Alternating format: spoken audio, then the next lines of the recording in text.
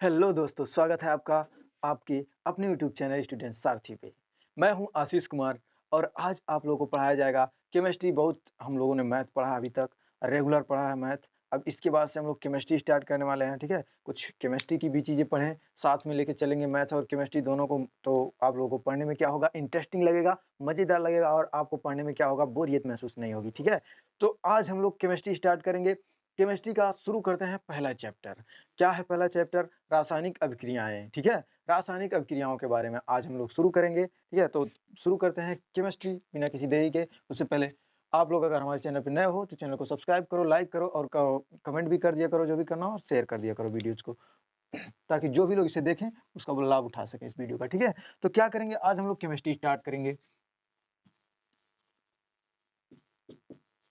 Chemistry यानी कि रासायनिक विज्ञान, ठीक है? रसायन विज्ञान आज हम लोग स्टार्ट करेंगे। तो आज हम लोग को पढ़ना क्या है? रासायनिक अभिक्रियाएँ। तो सबसे पहली चीज़ आपको ये जानना होगा कि अभिक्रियाएँ, रासायनिक अभिक्रियाएँ होती क्या हैं? ठीक है? रासायनिक अभिक्रियाएँ होती क्या हैं? तो देखिए, रासायनिक अभिक्रियाएँ पढ़ने के लिए आप लोग अपने दैनिक जीवन में बहुत सारी रासायनिक अभिक्रियाएँ किए होंगे, जो आपको अगर बस नाम नहीं पता होंगे कि इन्हें रासायनिक अभिक्रिया कहते हैं, पर बहुत सारी चीज़ें आप लोग देखते होंगे, ठीक है?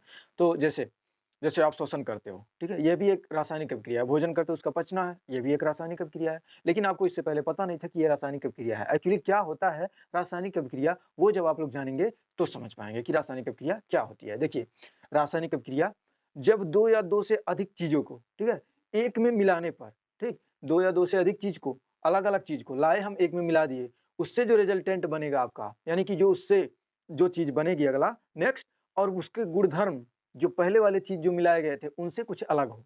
जैसे कि जैसे आप लोग देखो, आप क्या करते हो, देखो, हाइड्रोजन को और ऑक्सीजन को आपस में मिलाते हो, ठीक है? हाइड्रोजन, ऑक्सीजन को आपस में मिलाओगे तो क्या बनता है? पानी बनता है, H2O, पानी बनता है, जल। अब देखिए, हाइड्रोजन क्या है? हाइड्रोजन एक ज्वलनशील गैस है, ठीक है? इसे क्या बोलते हैं? हाइड्रोजन गैस बोलते हैं और इसको क्या बोलते हैं? ये ऑक्सीजन गैस है, यह भी एक ज्वलनशील गैस है। ऑक्सीजन की उपस्थिति में आग और तेज से भड़कती है, ठीक है? और हाइड्रोजन तो भाई ज्वलनशील गैस है ही, ठीक है? तो ये देखो, दोनों ज्वलनशील गैस थी, हाइड्रोजन और ऑक्सीजन, जब दोनों ने मिलकर एक नया गुणधर्म वाला तत्व बनाया, एक दूसरी चीज़ बनाया, एक दूसरा रिजल्टेंट बनाया, तो वो क्या बना? पानी, जो क्या करता है? आग को बुझाता है। अब उसका एक गुणधर्म देखो, गुणधर्म मतलब होता है प्रॉपर्टी। देखिए, आपके आपके साथ जितने भी दोस्त आपके पढ़ते होंगे, ज़रूरी नहीं है कि भाई सब लोग एक ही तरह सोचते हों, एक ही तरह से काम करते हों। आप कुछ तरह अलग तरह से दिमाग लगाते हो, वो लोग कुछ अलग दिमाग लगाते हैं। आपकी बुद्धि कुछ तर्क शक्ति अलग है, उनकी तर्क शक्ति कुछ अलग है। कुछ लोग ऐसे होते हैं जो बहुत ज़्यादा तेज़ होते हैं क्लास में पढ़ने में, कुछ ऐसे होते हैं जो पढ़ने में बहुत ज़्यादा लो होते हैं। तो देखिए, इस तरह से अलग-अलग गुणधर्म वाले 2 तत्वों को एक में जब मिलाया गया, ठीक है? 2 या 2 से अधिक भी हो सकते हैं। ऐसा नहीं है कि केवल 2 मिलाएँगे तभी बनेगा तो उसे रासायनिक अभिक्रिया कहते हैं। नहीं, देखिए, 2 या 2 से अधिक तत्वों को जब एक में मिलाया गया, उससे जो तत्व बना एक दूसरा और उसका गुणधर्म क्या हो? इन दोनों तत्वों से बिल्कुल अलग हो, तो ऐसी प्रकार की क्रिया को क्या कहेंगे? रासायनिक अभिक्रिया बोलेंगे। क्या बोलेंगे इसको? रासायनिक अभिक्रिया। रासायनिक अभिक्रिया बोलेंगे। आप लोगों को रासायनिक अभिक्रिया समझ में आ गया होगा, ठीक है? तो रासायनिक अभिक्रिया क्या होता है, आप लोगों ने जान लिया, ठीक है?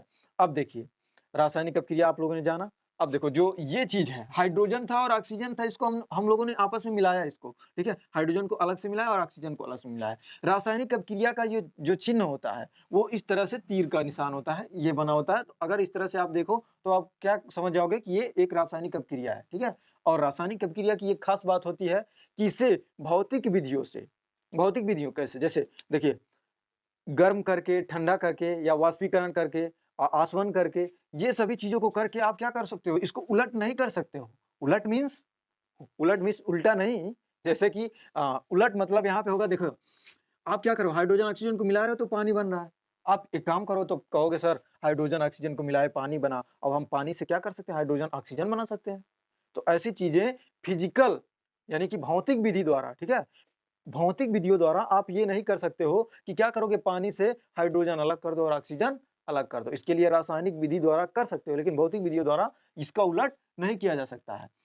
तो देखिए, किसी भी रिएक्शन को होने के लिए क्या चीज़ें आवश्यक होती हैं? रिएक्शन होने के लिए आवश्यक ये होता है कि उसमें अभिकारक एक होता है और एक होता है उत्पाद, ठीक है? 2 चीज़ें इसमें होती हैं रिएक्शन में। पहला होता है अभिकारक और दूसरी चीज़ होती है उत्पाद।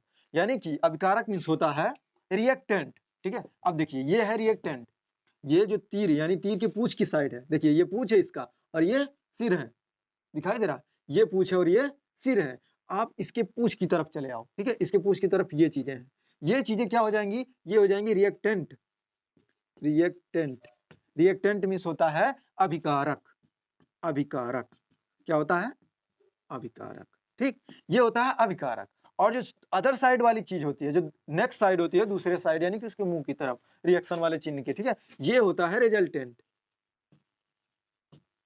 क्या होता है, रिजल्टेंट, यानी कि उत्पाद, इसे बोलते हैं उत्पाद। अब देखिए दो चीजें होती है, एक होता है अभिकारक और दूसरा होता है उत्पाद। आप देखिए अभिकारक आपस में मिलते हैं तो एक रिजल्टेंट का निर्माण करते हैं, जो कि अभिकारक के गुण धर्म से, ठीक है, अभिकारक के गुण से बिल्कुल अलग होता है, ठीक, ये चीजें समझ में आ गई। अब देखो ये हमने लिख दिया एक रिएक्शन है H2 + O2 H2O, यानी कि अब देखिए अभिकारक क्या होता है, जो अभिक्रिया में भाग लेता है। अब देखिए हमारे पास चीनी है, पानी है, शरबत हम बना रहे हैं, तो क्या करोगे, चीनी को पानी में डालोगे तो जो चीनी और पानी है वो क्या हो जाएंगे, अभिकारक हो जाएंगे। और जो रिजल्टेंट मिलेगा इन दोनों को मिलाने के बाद से जो नेक्स्ट चीज मिलेगी, अगली चीज वो होगी शरबत। वो शरबत क्या कहा जाएगा, वो एक उत्पाद होगा, ठीक है, उसका हम लोग क्या करेंगे, यूज करेंगे, ठीक। तो अब देखिए अभिकारक और उत्पाद आपको समझ में आ गया होगा, ठीक है। अब हम लोग बढ़ते हैं आगे की तरफ, ठीक। तो हम लोग जो है रासायनिक समीकरण पर रासायनिक अभिक्रियाएं पढ़े, ठीक है, रासायनिक अभिक्रिया पढ़ा आप लोगों ने। तो आप में से कोई पूछे सर जी पता कैसे चलेगा कि रासायनिक अभिक्रिया हो रहा है कि नहीं हो रहा है। हमने भी अपने सर से पूछा इससे रासायनिक अभिक्रिया पता कैसे चलेगा, तो उन्होंने बताया कि बेटा देखो रासायनिक अभिक्रिया कैसे हो सकती है। रासायनिक अभिक्रिया होगा तो 3-4 चीजें हो सकती हैं। क्या हो सकता है, ये पहला चीज हो सकता है अवस्था में परिवर्तन हो जाए। क्या हो जाए, अवस्था में परिवर्तन, अवस्था में परिवर्तन।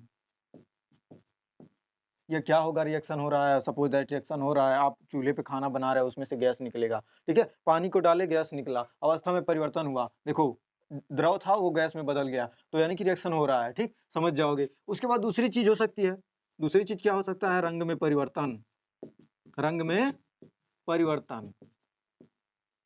सर देखिए रंग में परिवर्तन हो रहा है, आप क्या करोगे, हल्दी को डालते हो खाने में, उसके बाद से उस खाने का रंग क्या हो जाता है, येलो येलो हो जाता है, ठीक, येलो येलो हो गया मतलब रंग में परिवर्तन हुआ, यानी कि रिएक्शन हो रहा है, ठीक। और तीसरी चीज हो सकती है, अवस्था में परिवर्तन हो गया, रंग में परिवर्तन हो गया, और उसके बाद से टेम्परेचर में परिवर्तन हो सकता है। टेम्परेचर में कैसे परिवर्तन, देखो खाना बना रहे हो 0 डिग्री सेल्सियस पे था, उसके बाद से खाना बनता है, यानी कि जब धीरे धीरे रंग फैलना शुरू होता है तो टेम्परेचर भी उसका बढ़ जाता है, तो क्या हुआ, तापमान में, तापमान में वृद्धि हो सकता है या परिवर्तन हो सकता है, तापमान में परिवर्तन हो सकता है, ठीक, तापमान में परिवर्तन हो सकता है। अब देखो चौथी पॉइंट ये हो सकती है, चौथी पॉइंट हो सकता है गैस का उत्सर्जन हो, ये हो भी सकता है नहीं भी हो सकता है, ठीक है, तो क्या हो सकता है, गैस का उत्सर्जन हो सकता है, गैस का उत्सर्जन। अब आप कैसे जानोगे कि रिएक्शन हो रहा है, रिएक्शन कैसे जानेंगे कि रिएक्शन हो रहा है, यानी कि अभिक्रिया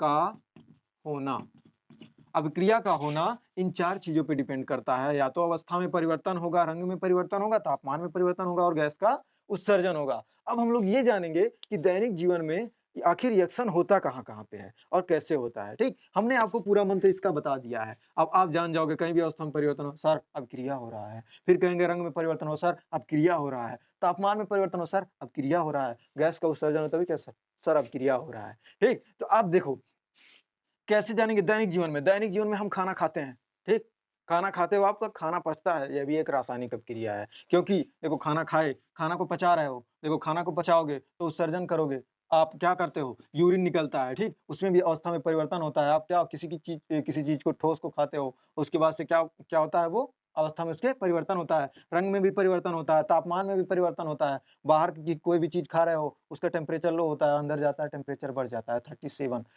समझ गए? उसके बाद से क्या होता है, गैस का भी उत्सर्जन होता है, ठीक? यानी कि रिएक्शन होता है। अब देखो दूध से दही का बनना, यह भी एक क्या है, रिएक्शन है। और उसके बाद से ऐसी तमाम चीज़ें आपको लाइफ में मिलेंगी, क्या होंगी, वो सारी चीज़ें क्या होती हैं, रिएक्शन होती है। आप लोग को रिएक्शन समझ में आ गया होगा, कब होता है, कैसे होता है और क्यों होता है, ठीक? ये सब समझ में आ गया होगा और हम लोग अगला पढ़ेंगे रासायनिक समीकरण, ठीक है? तो इसको मिटाते हैं, उसके बाद पढ़ते हैं रासायनिक समीकरण। अब देखिए रासायनिक समीकरण जो होता है वो रासायनिक अभिक्रिया को ही रासायनिक समीकरण कहते हैं। अब देखोगे कैसे रासायनिक अभिक्रिया, इसको रासायनिक अभिक्रिया का तीर लगाए क्या करोगे, रासायनिक अभिक्रिया को ही रासायनिक समीकरण कहते हैं, समझ गए। क्योंकि इसमें देखो रासायनिक अभिक्रिया में अभिकारक होंगे, दो अभिकारक को जोड़ोगे और उसके बाद अभिक्रिया का चिन्ह बनाओगे और उसके बाद रिजल्टेंट लिखोगे, ठीक। लेकिन रासायनिक समीकरण में क्या होता है, जो तत्व होते हैं, जो एलिमेंट होते हैं, जो परमाणु होते हैं, उनको रासायनिक सूत्रों द्वारा लिखा जाता है। जैसे जैसे क्या कहोगे आप, मैग्नीशियम को ले लो, मैग्नीशियम को ले लो और ऑक्सीजन को ले लो। ऑक्सीजन हमेशा एक रूप में नहीं रहता, वो अपने दो परमाणुओं के साथ रहता है, ठीक है। और उसके बाद इनको मिला दिए, ये दोनों क्या है, रिएक्टेंट हैं, ये है अभिकारक। दोनों अभिकारकों को मिलाने के बाद से क्या होगा, MgO मैग्नीशियम ऑक्साइड बनेगा। अब देखो हम जो ये लिख रहे हैं ये क्या है, यह प्रतीक है। मैग्नीशियम को हमने पूरा हिंदी में नहीं लिखा है ना, मैग्नीशियम को Mg से लिखा, यह रासायनिक सूत्र है इसका। ऑक्सीजन भी रासायनिक सूत्र है, रासायनिक सूत्र के द्वारा मिलाकर और रासायनिक अभिक्रिया के चिन्ह द्वारा जो चीज हम समीकरण जो लिखते हैं वही रासायनिक समीकरण कहलाता है, ठीक। ये हो गया रासायनिक समीकरण। अब नेक्स्ट चीज अगली आती है कि रासायनिक समीकरण को संतुलित कैसे किया जाता है। देखिए ये रासायनिक समीकरण है, अभी देखो इधर देखो ऑक्सीजन के दो अणु हैं, इधर मैग्नीशियम के केवल एक अणु है, और इधर देखो यहाँ पे ऑक्सीजन का केवल एक ही अणु है और इधर दो है। तो देखो क्या हुआ कि इसको संतुलित करना पड़ेगा, क्यों, क्योंकि इधर देखो ऑक्सीजन के दो अणु थे, तो भाई एक गया कहाँ, एक गया कहाँ, गायब हो गया, आसमान में उड़ गया या धरती निकल गई, ठीक। ये गया कहाँ, इसको देखने के लिए देखो, क्योंकि द्रव्यमान संरक्षण का नियम क्या कहता है, आप लोग पढ़े होंगे, द्रव्यमान संरक्षण का नियम कहता है कि अगर आप किसी भी रिएक्शन में आप भाग ले रहे हो, ठीक, उससे मतलब नहीं है आप कुछ भी कर रहे हो लाइफ में, क्या कर रहे हो, अगर कोई भी चीज किसी भी रिएक्शन में भाग ले रहा है तो रिएक्शन के पहले जो उसका द्रव्यमान होगा और रिएक्शन के बाद जो उसका द्रव्यमान होगा वो दोनों बराबर होते हैं। ये द्रव्यमान संरक्षण का नियम है भाई, ये तो बहुत पहले ही पढ़ाया गया है। तो द्रव्यमान संरक्षण का नियम ये है कि रिएक्शन के पहले जो द्रव्यमान था वो रिएक्शन के बाद वाले द्रव्यमान के बराबर होना चाहिए, नहीं तो आप जो पढ़ा रहे हैं वो गलत है, जो आप लगा रहे हैं वो गलत है। तो आप क्या करोगे, अब देखो इधर मैग्नीशियम एक ही था, इधर भी एक ही है, भाई तुम इधर भी हो तुम उधर भी हो, दोनों बराबर दिख रहे हो तो बराबर हो जाओगे, ठीक। इधर देखो ऑक्सीजन दिख रहा है, यहाँ पे दो लोग हैं ऑक्सीजन के, इधर अकेले ही है, ये बंदा हल्का पड़ जाएगा, ये भारी हो जाएंगे भाई साहब। अब इधर वाला चीज क्या हो गया, इन दोनों को जब मिलेंगे तो ये दोनों भारी हो जाएंगे अपेक्षाकृत इसके, तो क्या करेंगे, कहेंगे भाई O2 आप क्या हो, आप दो हो, तो हम भी दो होना चाहेंगे। तो दो होने के लिए आपको क्या करना होगा, आप नीचे नहीं लिख सकते हो दो, ऐसे नहीं लिख सकते हो, जब मिलाकर इस तरह से लिखा जाता है, ठीक है। तो यहाँ से क्या करना होगा, दो का गुणा करना होगा, इसमें दो का गुणा करोगे तो अब देखो इस दो का गुणा इसमें भी होगा और दो का गुणा इसमें भी होगा, तो 2Mg हो गया और 2O भी हो गया। O2 हुआ तो ठीक था, लेकिन यहाँ Mg भी दो हो गया। अब क्या करेंगे, Mg भी दो हो गया और Mg इधर एक ही है, तो फिर क्या करेंगे भाई साहब, Mg साहब बढ़ गए हैं और इधर भी Mg को लगा दिया जाए, तो इधर भी क्या करेंगे, 2Mg कर देंगे। अब देखो इधर 2Mg इधर है, 2Mg इधर है, 2O2 इधर और 2O2 इधर भी है। अब क्या हुआ, समीकरण हो गया संतुलित। इस तरह से आप कोई भी समीकरण लिख सकते हो और उसे संतुलित आसानी से कर सकते हो, ठीक है। जैसे Na+Cl, ठीक। अब इसको कर, अगर सपोज दैट ये बन रहा है NaCl2, ठीक, सपोज दैट ये बन रहा है, ठीक है। अगर ये बन रहा है तो क्या करेंगे, अब देखो इधर दो क्लोरीन है, क्या करोगे भाई, इधर दो का गुणा कर दोगे, 2Cl इधर है 2Cl इधर, एक Na इधर एक Na इधर, दोनों क्या हो गया, रिएक्शन बराबर हो गया। तो अभी आप लोग रिएक्शन बराबर कैसे हो गया ये समझ सकते हो। देखो सबसे पहली चीज करना, रिएक्शन बराबर करने वाले में ऑक्सीजन और हाइड्रोजन को छोड़ देना, ठीक। इसके अलावा जो भी तत्व तुम्हें रिएक्शन में दिखेंगे, समीकरण में दिखेंगे, उनको पहले संतुलित करना, ठीक है। इसमें O2 का चक्कर छोड़ दो, अगर पहले Mg को बराबर करोगे, उसके बाद O2 ऑटोमेटिक बराबर हो जाता है, ठीक है। इसलिए O और H को पहले छोड़ दिया जाता है और बाकी जो भी बचते हैं उनको इक्वल किया जाता है, बराबर किया जाता है, उसके बाद जो भी चीज बचता है वो बराबर ऑटोमेटिक हो जाता है। तो आज के लिए बस इतना ही, आगे हम लोग पढ़ेंगे रासायनिक समीकरण के कितने प्रकार होते हैं और कैसे कैसे क्या होता है, ठीक है। तो मिलेंगे क्लास के अगले वीडियो में, तब तक के लिए good bye, take care and thanks for watching this video.